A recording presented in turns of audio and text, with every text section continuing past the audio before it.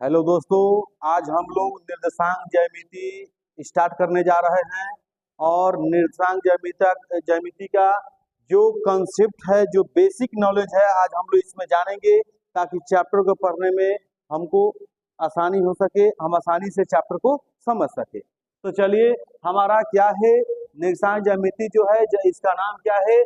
ज्यामिति। सबसे पहले चैप्टर का नाम है क्या? निर्देशांक ज्यामिति। और हम जानेंगे कि आखिर ज्यामिति है क्या, ज्यामिति है क्या, ज्यामिति के बारे में जानेंगे। तो ज्यामिति देखिए कहता है जियोमेट्री, यानी गणित की वह शाखा जिसमें बिंदु, रेखा, कोण, आकृतियों तथा उनके गुणों का अध्ययन किया जाता है। क्या कहता है कि गणित की वह शाखा जिसमें बिंदु का अध्ययन, जिसमें रेखा का अध्ययन, जिसमें कोण का अध्ययन, यानी कोई भी बिंदु संबंधित, रेखा संबंधित आकृति बनी हुई, उसका अध्ययन किया जाता है, उसे हम कहते हैं ज्यामिति। क्या कहते हैं? ज्यामिति। ज्यामिति किसको कहेंगे? जिसमें बिंदु का अध्ययन किया जाए, जिसमें रेखा का अध्ययन किया जाए, जिसमें आकृति का अध्ययन किया जाए, जिसमें कोण का अध्ययन किया जाए, यानी क्या है? वह ज्यामिति है, वही हमारा ज्यामिति है।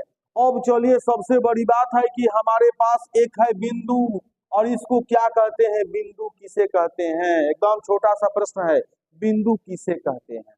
तो देखिए, बिंदु केवल एक स्थान को दर्शाता है, इसकी न तो लंबाई होती है और न ही चौड़ाई होती है। बिंदु केवल एक स्थान घेरता है, उसकी न तो लंबाई होती है और न ही चौड़ाई होती है, याद रखना है।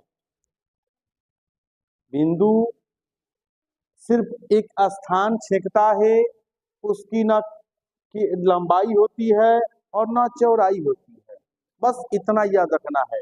एकदम एक निश्चित स्थान छेदता है, बिंदु एक निश्चित स्थान छेदता है, उसकी लंबाई नहीं होती है और उसकी चौड़ाई नहीं होती है।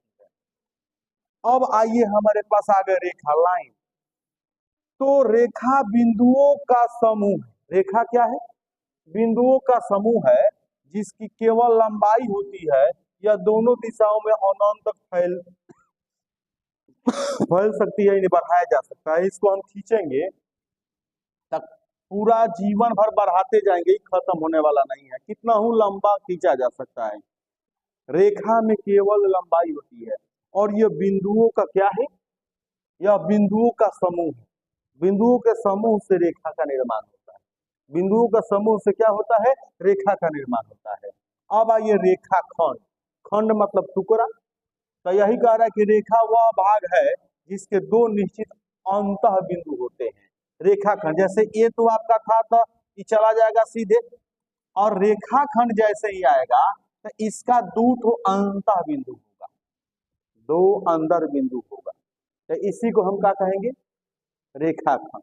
खंड माने टुकड़ा, जो टूट जाए, जो स्थान एक निश्चित स्थान तक रुक जाए। अब किरण, किरण किसे कहते हैं? रेखा का वह भाग जिसका एक निश्चित सिरा होता है तथा दूसरा सिरा एक दिशा में अनंत तक बिंदु बढ़ाया जा सकता है। जैसे मान के चले कि यह क्या हो गया? एक निश्चित बिंदु हो गया, और एक क्या हो गया आपका? एक क्या हो गया? एक सिरा हो गया, जो कितना आगे बढ़ाओगी बढ़ता हुआ चला जाएगा। तो इसी को हम क्या कहेंगे भाई? किरण कहेंगे। यह हमारा क्या है? किरण है। अब आइए, समतल। सम माने बराबर, अतल माने पृष्ठ। सम माने बराबर, अतल माने पृष्ठ। तो ये हमारा जो बोर्ड है एकदम समतल है, बराबर है, प्लेन है। वही कहता है समतल। वह समतल एक सपाट सतह है, सपाट जो पूरा चिकना होता है, बराबर होता है, जिसका तल एकदम बराबर हो, वो क्या है? समतल। जो सभी दिशाओं में अनंत तक फैली रहती है, जो सभी दिशाओं में अनंत तक फैली रहती है, उसी को कहते हैं समतल। अब आइए, हमारे पास अभिधारणा है। अभिधारणा के बारे में जानेंगे। वे कथन जिन्हें बिना प्रमाण के सत्य माना जाता है। अभिधारणा किसे कहते हैं? बार बार पूछा जाता है परीक्षा में कि अभिधारणा किसे कहते हैं। तो वे कथन जिन्हें बिना प्रमाण के सत्य माना जाता है, बिना प्रमाण के सत्य माना जाता है, उसे क्या कहते हैं? अभिधारणा कहते हैं। उसे क्या कहते हैं? अभिधारणा कहते हैं। अब ज्यामिति से संबंधित वे मूल कथन जिन्हें बिना प्रमाण के सत्य स्वीकार किया जाता है, अभिगृहित कहलाते हैं।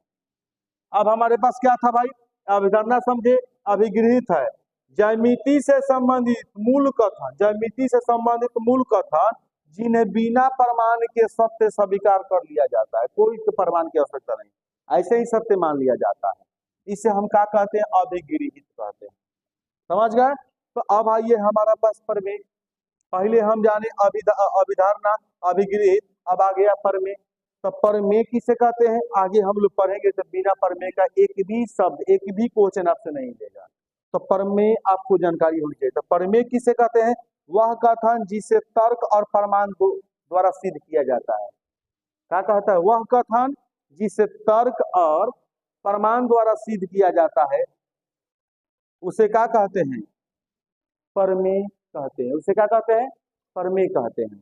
जिसको तर्क और प्रमाण द्वारा साबित कर दिया जाए, उसे ही हम कहते हैं प्रमेय। तो चलिए हमारे पास आ गए यूक्लिड जी, और ये यूक्लिड जी थे जो हमारे यूनान के थे, और ये गणित में महारत हासिल किए हुए थे, बहुत कुछ प्रमाणित किए थे। तो इन्हीं को ज्यामिति का जनक कहा जाता है। कौन है हमारे ज्यामिति का जनक? अगर आपसे पूछा जाए, हर एक कंपटीशन एग्जाम में पूछा जाता है कि ज्यामिति का जनक कौन है, तो याद रखना है यूक्लिड महोदय। कौन है? यूक्लिड महोदय जो है हमारे क्या है? ज्यामिति के जनक हैं। चलिए आगे की तरफ चलते हैं।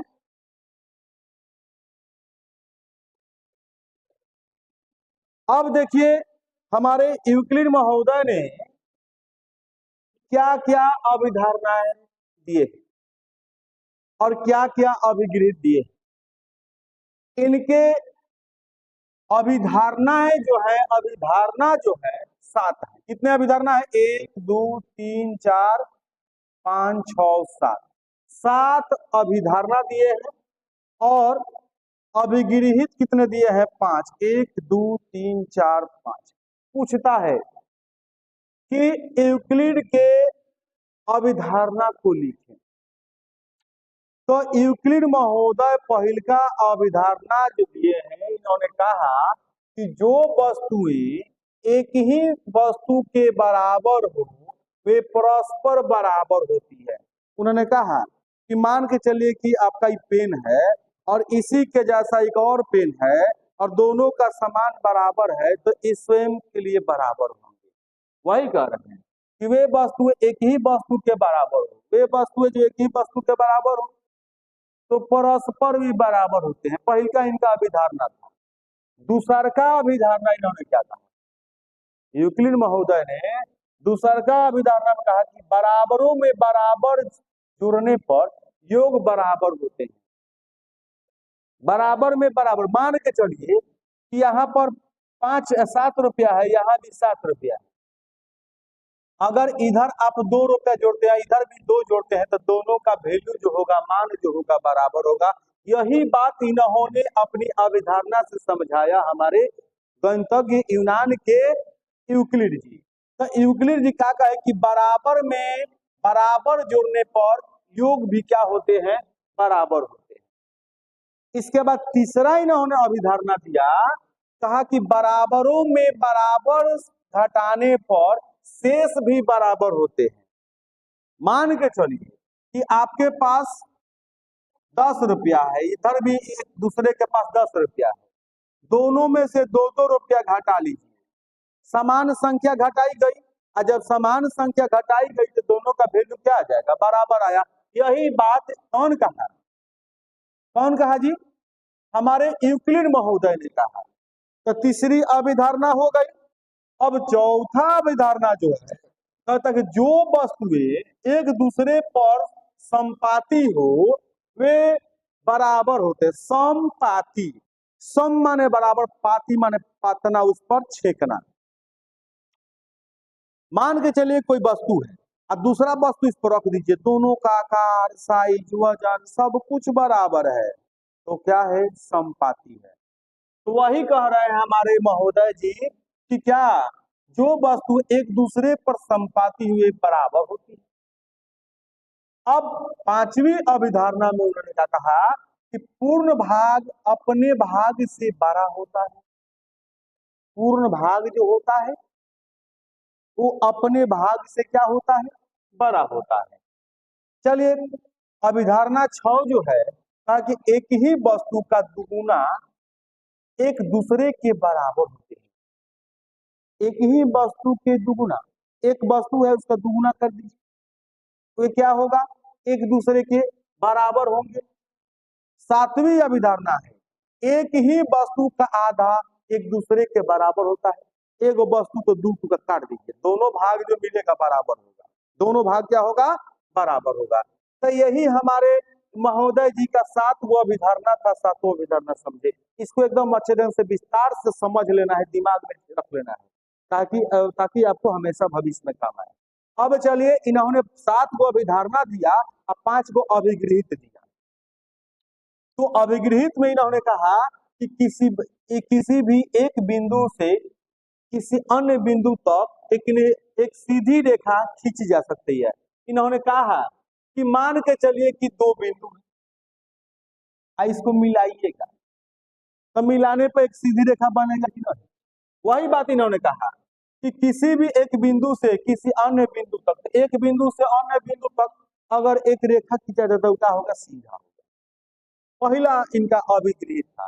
दूसरा अभिगृहित में इन्होंने कहा कि एक समाप्त रेखा को दोनों दिशाओं में अनंत तक बढ़ाया जा सकता। मान के चलिए कि समाप्त रेखा है, अब वो मन करे तो इधर बढ़ाइए, मन करे तो उधर बढ़ाइए, जितना मर्जी उतना बढ़ाइए, खत्म होने वाला नहीं है। तो वही कह रहा है कि एक समाप्त रेखा को दोनों दिशाओं में अनंत तक बढ़ाया जा सकता है। इसके बाद आ जाइए हमारा 3 नंबर जो है, किसी भी केंद्र और किसी भी त्रिज्या से वृत्त बनाया जा सकता है। कोई भी त्रिज्या लीजिए, आप वृत्त बना सकते हैं। आप वृत्त बनाए हैं और इसके केंद्र से एक केंद्र लेकर वृत्त बना सकते हैं, एक त्रिज्या लेकर वृत्त बना सकते हैं। वही कह रहा है कि किसी भी केंद्र और किसी भी त्रिज्या लेकर एक वृत्त बनाया जा सकता है। अब कहता है सभी समकोण परस्पर बराबर होते हैं। सभी समकोण परस्पर क्या होते हैं, बराबर होते हैं। यानी कोणवा जो बनेगा ये हमारा समकोण त्रिभुज हो गया। अब चाहे कैसा हूं समकोण त्रिभुज बनाइएगा, कोणवा जो होगा 90 डिग्री का होगा, भले त्रिभुजवा बड़का हो जाए। तो यानी क्या होता है, कहता है कि सभी समकोण परस्पर क्या होते हैं, बराबर होते हैं। कहता कि यदि एक रेखा 2 रेखाओं को इस प्रकार काटे, यदि कोई रेखा है और 2 रेखाओं को, जैसे मान के चलिए कि ये 2 रेखा है और कोई रेखा है, इसको काट रहा है, काटे तो यदि एक रेखा 2 रेखाओं को इस प्रकार काटे कि एक ही ओर के बने अंतःकोणों का योग 2 समकोण से कम हो, तो वे रेखाएं उसी ओर मिलने पर अवश्य प्रतिच्छेद करेगी। देखिए यहाँ कह क्या रहा है, यहाँ पर एक रेखा है, इसका नाम डालिए एल एम एन। यानी एल जो रेखा है एम और एन को क्या कर रहा है, प्रतिच्छेद कर रहा है। तो इसका और इसका योगफल जो होगा 2 समकोण से कम होगा, यानी 180 से कम होगा।